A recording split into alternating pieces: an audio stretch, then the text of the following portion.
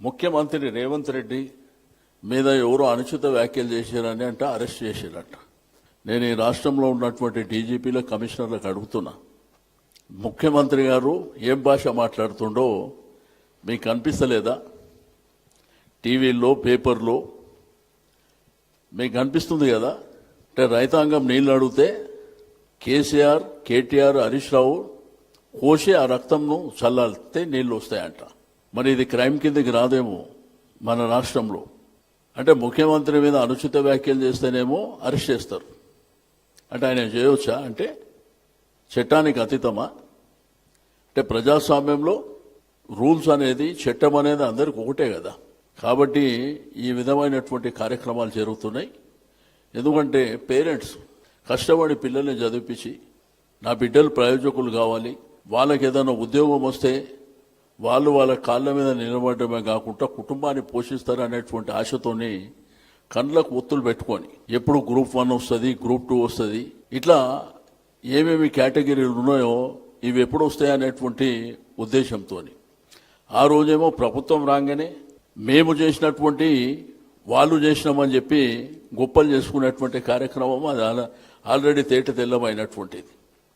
కాబట్టి ఇది భారీ ఎత్తున జరిగేటువంటి కార్యక్రమానికి తప్పకుండా ఈ ప్రభుత్వాన్ని నిలదీయడమే కాకుండా చలో సరూనగర్ కార్యక్రమం కింద ఆ రోజు మీరు ఇచ్చినటువంటి డిక్లరేషన్ ప్రాంతంలోనే ఈ కార్యక్రమాన్ని భారీగా పెట్టాలనేటువంటిది మొట్టమొదటి ప్రపోజల్ పెట్టింది మా గౌరవ ఎల్బీనగర్ ఎమ్మెల్యే సుధీర్ రెడ్డి గారు. ఎందుకంటే అక్కడ ప్రాంతంలో అనేకమైనటువంటి ఇన్స్టిట్యూషన్స్ ఉన్నాయి. నిరుద్యోగులంతా రోజు అక్కడికి వస్తుంటే ఆ ధర్నాలో కూడా వారున్న ఆ ధర్నా కార్యక్రమంలో కూడా ఆ విద్యార్థులను పోలీసులు ఈడ్చుకొని తీసుకుపోయినవి కూడా మీరు టీవీలలో చూసారు. తర్వాత దాన్ని శంబపూర్ రాజు గారు ఇనిషియేట్ చేస్తున్నారు. అదేవిధంగా గెల్లు శ్రీనివాస్ గారు ఇదంతా విద్యార్థి విభాగం నుంచి చేస్తున్నారు. కాబట్టి తప్పకుండా గ్రేటర్ హైదరాబాద్ పరిధి నుంచి అందరూ కూడా ఆ కార్యక్రమాన్ని మరి జయప్రదం చేయడానికి పూర్తి స్థాయిలో సహకారం ఇస్తాం. దాంతోపాటు నిరుద్యోగులకు కూడా నేను పిలిపిస్తున్నా, మీరు రండి, మీ శక్తి ఏంది, లేకపోతే మన రాష్ట్రంలో ఉన్నటువంటి నిరుద్యోగుల శక్తి ఏందో మనం ఈ ప్రభుత్వానికి కళ్ళు విప్పవలసినటువంటి అవసరం ఉంది. ఈ ప్రభుత్వం మీద ఒత్తిడి పెంచవలసినటువంటి అవసరం ఉంది. మరి ఈ పిలుపు మేరకు దయచేసి మీరు అందరూ వచ్చి ఆ కార్యక్రమంలో భాగస్వామ్యం కండి.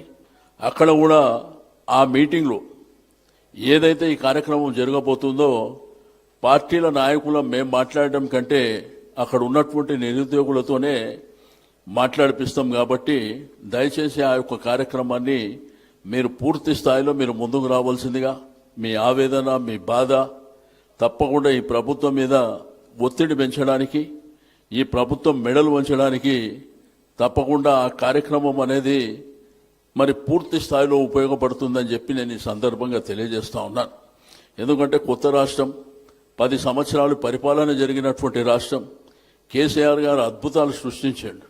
ఎట్లయితే రైతులకు కానివ్వండి, ఎట్లయితే సెల్ఫ్ ఎంప్లాయ్మెంట్ కానివ్వండి, కుల వృత్తులు కానివ్వండి, అదేవిధంగా నిరుద్యోగులకు ఉద్యోగ అవకాశాల విషయంలో కేసీఆర్ గారు చాలా అద్భుతాలు సృష్టించారు.